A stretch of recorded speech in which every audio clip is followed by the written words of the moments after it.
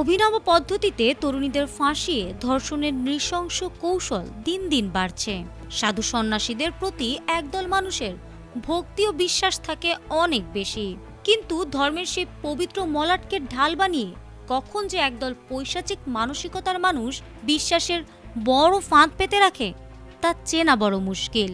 এবার সেই মায়াবী ফাঁদে জড়িয়ে পড়েছেন বহু শিক্ষিত তরুণী, যাদের জীবনকে অন্ধকারের দিকে ঠেলে দিয়েছে এক উচ্চশিক্ষিত ভণ্ড সাধু। 29 বছর বয়সী এক যুবক, যে কিনা 2021 সালে একটি শীর্ষ প্রতিষ্ঠান থেকে মেকানিক্যাল ইঞ্জিনিয়ারিং পাশ করে। বার্ষিক 20 লাখ টাকা বেতনের একটি কর্পোরেট চাকরিও জুটেছিল এই মেধাবীর। কিন্তু উজ্জ্বল ক্যারিয়ার গড়ার স্বাভাবিক পথ ছেড়ে সে বেছে নেয় অপরাধের এক নোংরা অলিগলি। নিজের আসল পরিচয় আড়াল করে আত্মপ্রকাশ করে এক তরুণ ধর্মীয় গুরু হিসেবে।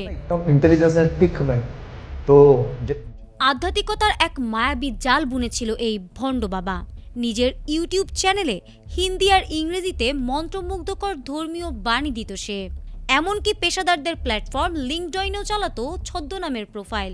তার মূল টার্গেট ছিল ইঞ্জিনিয়ারিং পড়ুয়া এবং কর্পোরেট প্রতিষ্ঠানের কর্মরত আধুনিক ও উচ্চশিক্ষিত তরুণীরা।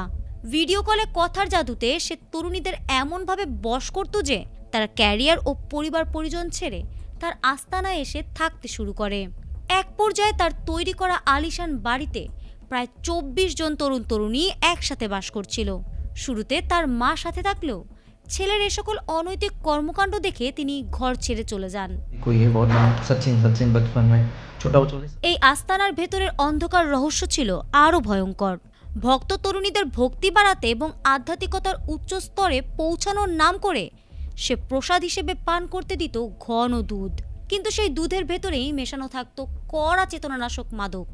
দুধ পান করে তরুণীরা অচেতন হয়ে পড়লেই এই ভণ্ড আইটি বাবা ঝাঁপিয়ে পড়ত তাদের ওপর, চালাতো পাশবিক যৌন নির্যাতন। এখানেই শেষ নয়, গোপনে সেই মুহূর্তের ছবি ও ভিডিও রেকর্ড করে রাখত সে। পরে জ্ঞান ফিরলে সেই ভিডিও ইন্টারনেটে ছড়িয়ে দেওয়ার ভয় দেখিয়ে ভুক্তভোগী ও তাদের পরিবারের কাছ থেকে লাখ লাখ টাকা হাতিয়ে নিত সে। অবশেষে পাপের এই সাম্রাজ্যের পতন ঘটে এক 22 বছর বয়সী ছাত্রীর সাহসিকতায়। 5 লাখ টাকা ব্ল্যাকমেইলের শিকার হয়ে তিনি থানায় একটি লিখিত অভিযোগ দায়ের করেন। তদন্তে নেমে পুলিশ এই ভণ্ড সাধুর আস্তানায় হানা দেয় এবং তাকে গ্রেফতারও করে।